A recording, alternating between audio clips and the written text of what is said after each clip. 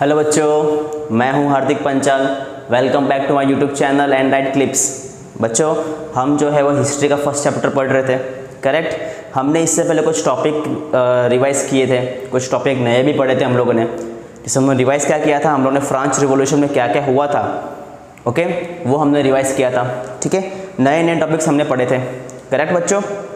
आज हमको पढ़ना है कि नेशनलिज्म का आइडिया हमने लास्ट टाइम पढ़ा था कि कहाँ से आया था, फ्रांस से आया था।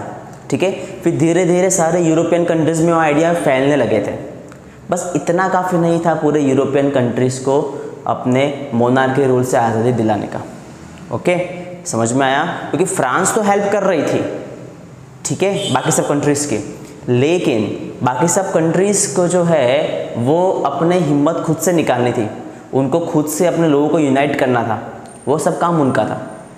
ठीक है, तो आज का टॉपिक हमारे पास यही है, the making of nationalism in Europe, कि आखिर पूरे यूरोप में जो है ये नेशनलिज्म है वो आया कैसे, कैसे फैला। ठीक है, डिटेल में हम लोगों ने नहीं पढ़ा, तो आज यहाँ पे हम लोग जो है वो कुछ टॉपिक को कवर करने वाले बच्चों। ठीक है, समझ में आया? चलो अब शुरुआत करते हैं कि यूरोप, ठीक है, आप जानते हो कि यूरोप में बहुत सारी कंट्रीज़ हैं, जैसे आप देख सकते हो यहाँ पर। ठीक है, ये फ्रांस है, ये स्विट्ज़रलैंड है, ठीक है, ये रोमन है, ये प्रूशिया है, पोलैंड है, ओके, स्पेन है, ब्रिटेन है, मतलब इंग्लैंड है, ओके बच्चों, इटली है। ओके बच्चों, पहले ये सारी कंट्रीज़ जो थी, अभी जो है अभी ऐसे कुछ दिखती है, अलग अलग कंट्रीज़ में डिवाइडेड है, सब अच्छे खासे डेमोक्रेटिक है। ठीक है, समझ में आया? लेकिन ओके, लेकिन पहले ऐसा नहीं था, ये सारी कंट्री पहले एक थी, ओके, मिक्स थी। कैसे मिक्स थी? सबके राजा अलग अलग थे, ओके, समझ में आया?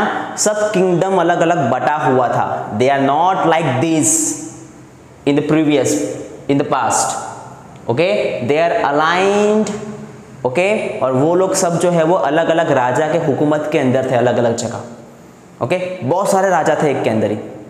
ठीक है, समझ में आया? वन बाय वन अगर हम देखेंगे तो एक आपको मैं फोटो दिखाता हूँ, तो ऐसा कुछ फोटो था पहले का, ओके।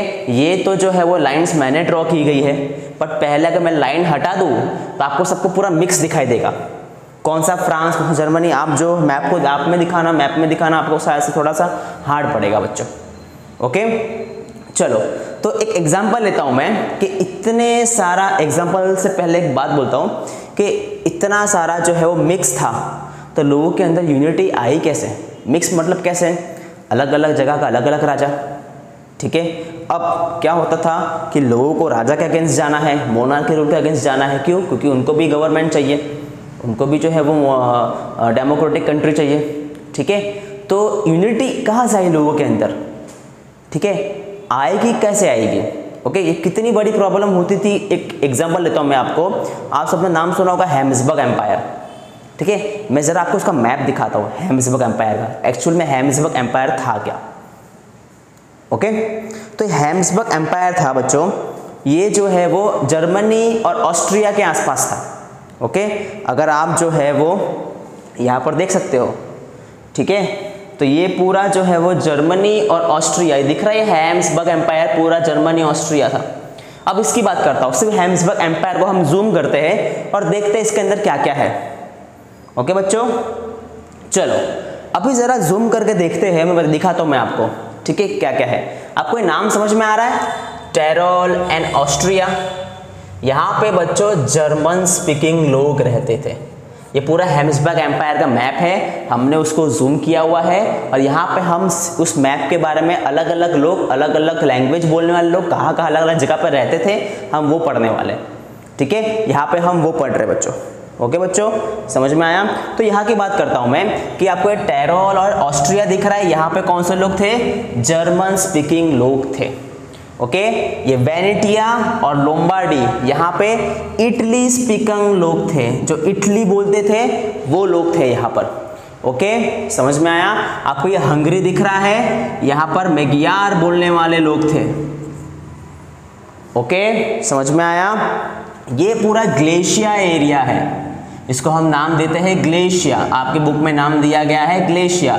यहाँ पे पोलिश लैंग्वेज बोली जाती थी, क्योंकि ये पोलैंड के अंदर आता है इसलिए यहाँ के लोग मोस्ट ऑफली पोलिश लैंग्वेज बोलते थे। ओके बच्चों, समझ में आया? मतलब क्या देखा हम लोग ने यहाँ पर कि भाई ये पूरा हैब्सबर्ग एम्पायर है, मतलब किसी एक राजा का है। ओके, इन सब का राजा एक ही है, हैब्सबर्ग एम्पायर नाम है पूरा। ठीक है बच्चों, लेकिन प्रॉब्लम क्या है यहाँ पर कि राजा के पूरी प्रजा है वो अलग अलग भाषाओं में, अलग अलग कल्चर में बटी हुई है। कैसे? हमने यहाँ पे देखा टेरल और ऑस्ट्रिया वाले जो यहाँ पे जो इस रीजन में लोग रहते हैं वो मोस्ट ऑफली जर्मन में बातें करते हैं। जो इस रीजन में लोग रहते हैं वो मोस्ट ऑफली इटली के लोग हैं। ओके, तो इटालियन लैंग्वेज यूज करते हैं। जो हंगरी के लोग हैं वो मैगियार लैंग्वेज यूज करते हैं, और जो ग्लेशिया के लोग हैं वो पोलिश लैंग्वेज यूज करते हैं। ओके, अब ये सब बड़े बड़े लोग हैं, कुछ छोटे मोटे पीजेंट्स भी यहाँ पे रहते थे और उनका अपना अलग से एरिया था। ओके, जैसे कि मैं नाम दूं तो ये बोहेमिया, यहाँ पे पीजेंट्स की बहुत सारे अमाउंट में पॉपुलेशन थी। ओके बच्चों, फिर स्लोवेकिया, इस जगह पर पीजेंट्स की बहुत सारे अलग अलग पॉपुलेशन थी, इनकी सबकी लैंग्वेज भी अलग अलग थी। फिर ये स्लोवेनिया, ओके, उसके बाद ट्रांसल्वेनिया। समझ में आया बच्चों? तो यहाँ पर क्या हो रहा था कि ये पूरा एम्पायर जो है ये किसका है? हैब्सबर्ग। इन सब का राजा एक ही है, लेकिन प्रजा बटी हुई है। यूनिटी कहाँ से आएगी? तो हमने क्या देखा अभी कि ये सब जो है अलग एक ही पूरा एम्पायर है, करेक्ट। लेकिन हो क्या रहा है यहाँ पर कि राजा तो सबका एक ही है लेकिन प्रजा बटी हुई है। तो यूनिटी आना इज नेक्स्ट टू इम्पॉसिबल। ठीक है, समझ में आया? क्यों, कैसे? क्योंकि अलग अलग लैंग्वेज है, अलग अलग कल्चर है, आपस में लोग आपस में बात भी बहुत कम करते होंगे, लैंग्वेज को लेके बहुत सारे मिसयूज या फिर मिसअंडरस्टैंडिंग भी होती होगी। तो कैसे यूनिटी आएगी? अब बिना यूनिटी के आप राजा से लड़ कैसे सकते हो? ओके, समझ में आया? हमारे इंडिया में भी यही प्रॉब्लम थी, यूनिटी। ओके, इसलिए हमको आज़ादी, ब्रिटिश से आज़ादी पाने के लिए इतने साल लग गए, क्योंकि यूनिटी करने में बहुत टाइम लग गया। ओके, इनके साथ भी यही हुआ, ये अपनी यूनिटी नहीं बना पाए, अपना एक प्रॉपर ग्रुप नहीं बना पाया यूनिटी के माध्यम से। इसके लिए उनको यूरोप, ये जो कंट्री है, ये जो एम्पायर है, उसको आज़ाद होने में टाइम लग गया। हम पढ़ेंगे इसके बारे में कि कैसे कैसे एक एक कंट्री कैसे पूरे एम्पायर से अलग होती जा रही है। ओके, लेकिन पहले समझना पड़ेगा, कॉन्सेप्ट समझना पड़ेगा कि ये था क्या। तो ये पूरा हैब्सबर्ग एम्पायर था जिसके अंदर अलग अलग जात के लोग रहते थे। ओके बच्चों, समझ में आया? लेकिन उसमें यूनिटी नहीं थी। एक ही बात की यूनिटी थी, वो है क्या कि ये जो राजा है ये सबका एक है। ओके बच्चों, समझ में आया? चलिए बढ़ते हैं नेक्स्ट टॉपिक के अंदर। तो नेक्स्ट टॉपिक हमारा है the aristocracy and the new middle class. अभी आपको लगता होगा सर ये एरिस्टोक्रेसी है क्या, और मिडिल क्लास लोग, मतलब बहुत नाम सुना है मिडिल क्लास का, हम भी अपने आप को मिडिल क्लास लोग मानते हैं। ठीक है, तो पहले हम यहाँ पे दो चीज़ के बारे में पढ़ेंगे, एरिस्टोक्रेटिक्स और मिडिल क्लास लोग। ठीक है, पहले समझते हैं कि एरिस्टोक्रेसी होती क्या है। ओके, तो पूरे यूरोप में ऐसे लोग जिनके पास बहुत सारी प्रॉपर्टी है, बहुत सारा पैसा है, बहुत सारी ज़मीन जायदाद है, ओके, उनको बोलते हैं एरिस्टोक्रेटिक लोग। और जो पूरी जो इनकी जो है वो क्या बोलते हैं, ऑरा है उनका, जो पॉपुलेशन है, जिस तरीके से वो रूल करते हैं लोगों के ऊपर, and that is known as the aristocracy. Okay बच्चों, समझ में आया? ठीक है, अब पूरे यूरोप में इनका बोलबाला था। क्यों? पैसे भी थे इनके पास ज़मीन प्रॉपर्टी भी थी, कभी कभी तो पूरा स्टेट उनका हुआ करता था कुछ कुछ जगह पे। तो ठीक है, तो बोलबाला तो होगा ही बच्चों उनका। ठीक है, अब नेक्स्ट, अब क्या होता था कि इन सब के अभी अलग अलग यूरोप में, France, Italy, Germany, Austria, Hungary, ये सब में अलग अलग बड़े बड़े लोग, रिच पीपल रहते थे। Okay, they are the rich peoples. ठीक है, सब में बच्चों एक बात कॉमन थी। कौन सी बात कॉमन थी? ठीक है, कि सबका वे ऑफ लाइफ जो है, ओके, ज़िंदगी जीना कैसा है, वो सबका सेम था। बस इसी वजह से वो हमेशा यूनिटी में रहते थे। कौन से लोग? एरिस्टोक्रेटिक। एरिस्टोक्रेटिक मतलब कौन से लोग? Rich peoples of Europeans, ruling peoples of Europeans, you can say that. Okay बच्चों, समझ में आया। और इनकी जो है वो most oftenly they spoke the France language. ये हमेशा जो है वो डिप्लोमेटिक चीज़ों के लिए, मतलब कि कोई प्रोफेशनल चीज़ों के लिए जो है वो फ्रांस लैंग्वेज चूज करते थे। यहाँ पे लिखा गया बच्चों, देखो, they spoke France for purpose of diplomacy. Okay, और उनकी फैमिलीज जो थी वो आपस में कनेक्टेड थी in the purpose of the marriages. मतलब एक बड़ा आदमी की बेटी, एक बड़े आदमी का बेटा, दोनों आपस में शादी करेंगे तो दोनों का रिलेशन बढ़ेगा, दोनों का एक रिस्पेक्ट है वो मेंटेन होगी और उनका ऑरा और बढ़ेगा पूरे कंट्री स्टेट में। ओके बच्चों, समझ में आया। This people are known as the aristocratic peoples and the whole process is known as the aristocracy. Okay बच्चों, समझ में आया। थोड़ा और आगे पढ़ते हैं इसके बारे में बच्चों। अब हम जानते हैं कि बड़े लोग तो थे, लेकिन उनके साथ साथ ये पूरे वेस्ट यूरोप के अंदर पीजेंट्स की जो पॉपुलेशन थी, जो मात्रा थी, वो बहुत ज़्यादा थी। बड़े लोग थे लेकिन उनकी पॉपुलेशन एकदम कम थी। ठीक है, जो थे ना एरिस्टोक्रेटिक लोग थे ना, उनकी पॉपुलेशन कैसे थी? एकदम कम थी। पीजेंट्स की पॉपुलेशन एकदम ज़्यादा थी, लेकिन पीजेंट्स बेचारे इतने अमीर नहीं थे। ओके, क्योंकि पीजेंट्स जो है, पीजेंट मतलब फार्मर। ओके बच्चों, अब पीजेंट्स जो है उनका जो क्या था, कभी कभी वो टेनेंट्स में काम करते थे। टेनेंट्स का मतलब क्या? टेनेंट्स का मतलब सिंपल ये है कि उनके पास खुद की ज़मीन नहीं है। ओके, कोई और बड़ा आदमी जो अपनी ज़मीन है वो रेंट पे देता है, तो ये बेचारे पीजेंट्स लोग वहाँ जाके जो है वो ज़मीन पे काम करते हैं और बदले में उनका रेंट पे करते हैं। कैसे? हम कैसे भाड़े पे घर में रहते हैं, घर हमारा नहीं है लेकिन हम रहते हैं वहाँ पे। ओके, समझ में आया। और हम बदले में उसका रेंट पे करते हैं मालिक को उसके, बस ऐसा ही था। ज़मीन होती थी, ओके, किसी बड़े आदमी की, ठीक है, किसी बड़े एरिस्टोक्रेटिक की। पीजेंट्स बेचारे उस ज़मीन को रेंट पे लेते थे, भाड़े पे लेते थे। ओके, वहाँ पे काम करते थे और जो आएगा उसका भाड़ा उसको पे करेंगे और बाकी बचा हुआ अपने पास रखेंगे। ओके, और कुछ कुछ के पास स्मॉल ओनर्स, मतलब कुछ कुछ के पास अपनी खुद की ज़मीन थी, इतनी ज़्यादा नहीं थी बट थी। ठीक है, वो बेचारे उसमें ही अपना परिवार का और खुद का पेट पालते, ठीक है, सर्वाइव करते।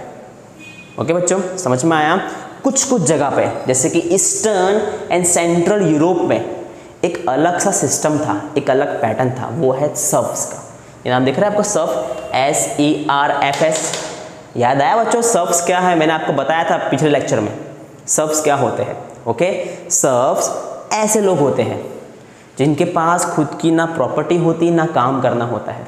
ओके, और क्या होता है कि वो जो है किसी और आदमी के पास जाते हैं, कोई बड़े आदमी के पास जाते हैं, ठीक है, जिनके पास खुद की प्रॉपर्टी हो, खुद की ज़मीन हो, और वो बेचारे वहाँ पे जो है वो आते हैं, उस ज़मीन पे काम करते हैं और अपने आप को उस बड़े आदमी के हवाले कर देते हैं। ठीक है, एग्जाम्पल, मैं कोई रिच पीपल हो, ठीक है, अब कुछ सर्फ्स लोग आए, मैंने उनको कुछ पैसे दिए थे उनके फोर फादर्स को, बट बेचारे वो पैसे चुका नहीं पाए, तो वो मेरे सर्फ बन गए। ओके, बोलेंगे हमारे पास तो पैसा है नहीं, एक काम करो आप हमें जो है वो रख लो अपने पास, आप जो बोलोगे हम सारा काम करेंगे, बदले में हम आपको जो है वो मसीहा मानेंगे। ओके, आप ही हमारी प्रॉब्लम सॉल्व करना, आप ही हमको सर्वाइवल देना। ठीक है, तो ऐसे जो लोग होते हैं जो अपने आप को किसी के हवाले कर देते हैं, ठीक है, अपने खुद की मर्जी से, ठीक है, और पूरी ज़िंदगी उनके साथ रहते हैं और बदले में उसी आदमी जो बड़े आदमी है जिन्होंने उनको काम दिया है उसी को अपना मसीहा मानते हैं। That is known as serf. वही जो पूरी प्रोसेस उसको बोलते हैं सर्फ डो। आया बच्चों समझ में? ठीक है, सर्फ और स्लेव्स में फ़र्क है। स्लेव्स SLAVES, स्लेव्स का मतलब होता है गुलामगिरी, ज़बरदस्ती किसी को गुलाम बनाना, उसको बोलते स्लेव। सर्फ में ऐसा नहीं था। सर्फ में इंसान खुद अपने आप को सौंप देता था कि मालिक आप हमारे मालिक हैं, आप जो बोलेंगे हम वही करेंगे। ठीक है, हम आपकी ज़मीन पे काम करें, आपके घर के अंदर काम करेंगे। ठीक है, अब बदले में आप हमको पैसा देना और जो आप देना चाहो वो आप देना। ठीक है, हम आपको भगवान मानते हैं। That is known as serf. ये पूरे यूरोप के अंदर ईस्ट में और सेंट्रल में ये सिस्टम चलता था पीजेंट्स के साथ साथ। ओके, अभी तक यहाँ पे सिर्फ दो लोग आए बच्चों, एक पूरे रिच पीपल, एक पूरे पुअर पीपल। रिच पीपल मतलब कौन बच्चों? एरिस्टोक्रेटिक लोग जिनके पास बहुत पैसा है, और एकदम पुअर जिसके पास पैसा ही नहीं, वो कौन थे? पीजेंट्स। ओके, अब यहाँ पे बदलाव होता है कैसे? इंडस्ट्रियलाइजेशन से। इंडस्ट्रीज आती है बच्चों, ठीक है। 18वीं सेंचुरी में इंडस्ट्रीज का निर्माण होता है। अभी तक कोई इंडस्ट्रीज नहीं थी, लोग सिर्फ 2-3 तरह का काम करते थे। रिच पीपल थे, उनके पास बहुत सारी ज़मीन थी, उससे पैसे कमाते थे, ट्रेडिंग करते थे, कुछ बिजनेस करते थे। और पुअर पीपल है वो प्लांटेशन करते थे या फिर क्रॉप्स उगाते थे, खेती बाड़ी करते थे। लेकिन जैसे ही इंडस्ट्रीज़ आई तो लोगों को एक और तरीके का काम मिला, वो है कंपनी में जाने का और वहाँ पे काम करने का। पैसे भी अच्छे खासे मिलने लगे। अब ऐसे लोग, ठीक है, एक पीजेंट्स का बच्चा बेचारा पढ़ा हुआ है, पढ़ा लिख के जो है वो उसको एक कंपनी में जॉब मिली या किसी गवर्नमेंट के अंदर जॉब मिली, ठीक है। अब ना वो इतना गरीब है ना ही वो इतना अमीर है, वो बीच का बेचारा बीच में है, उसको बोलते हैं मिडिल क्लास लोग। जो ना इतने अमीर है ना इतने गरीब है, उनके पास कुछ पैसे हैं ताकि वो सेव कर सकते हैं, बस इसको बोलते हैं मिडिल क्लास लोग। जैसे इंडस्ट्रियलाइजेशन की शुरुआत हुई, मिडिल क्लास लोगों का जो है वो जो क्या बोलते हैं अस्तित्व, वो लोगों के सामने आया, ठीक है। पहले सिर्फ दो थे, एक एकदम हायर, एकदम पुअर, अभी बीच के लोग भी आने लगे, ठीक है। और इनकी वजह से ही पूरा रिवॉल्यूशन हुआ है पूरे यूरोप के अंदर। ओके बच्चों, समझ में आया, ठीक है। और ये जो है इनको एक और नाम दिया गया है, वो है वर्किंग क्लास, कि ये बेचारे सारा दिन काम करते थे, एक वर्किंग वर्क करते थे किसी इंडस्ट्रीज़ में, कुछ छोटे मोटे बिजनेस में, ओके, या फिर कुछ प्रोफेशनल था उनका, कुछ गवर्नमेंट एम्प्लॉयज़ होंगे, ओके, सुबह 9 to 5 जॉब करते होंगे, तो they are known as working class peoples.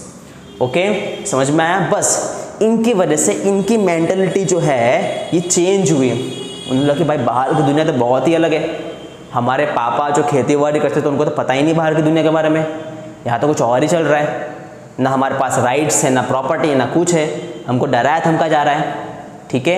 ऐसी सोच उनकी पलने लगी मिडिल क्लास लोगों की, क्योंकि बचपन में वो भी पीजेंट्स के बच्चे ही थे, उनके बचपन में कोई फैसिलिटी मिली नहीं थी। ऐसे बड़े हुए, खुद के पैर पे कमाना शुरू किया उन्होंने, तो उनको फैसिलिटीज़ मिलने लगी, तो उनको समझ में आने लगा सारे लोग जो सारी फैसिलिटी वो सिर्फ एरिस्टोक्रेटिक लोग के पास ही है, हमारे पास कुछ नहीं है, हमारे साथ ये नाइंसाफ़ी हो रही है। बस ये सारे मिडिल क्लास लोग यूनिटी बनाना शुरू किए और यहाँ से ये जो है शुरुआत होती है पूरे रिवॉल्यूशन की। ओके बच्चों, समझ में आया। आई होप आपको ये चैप्टर जो है वो समझ में आ रहा है और टॉपिक समझ में आया, ठीक है। इसलिए प्लीज़ शेयर कीजिए अपने दोस्तों के साथ और फ्रेंड्स के साथ। ओके, अब मिलते हैं नेक्स्ट टॉपिक के ऊपर। Thank you so much.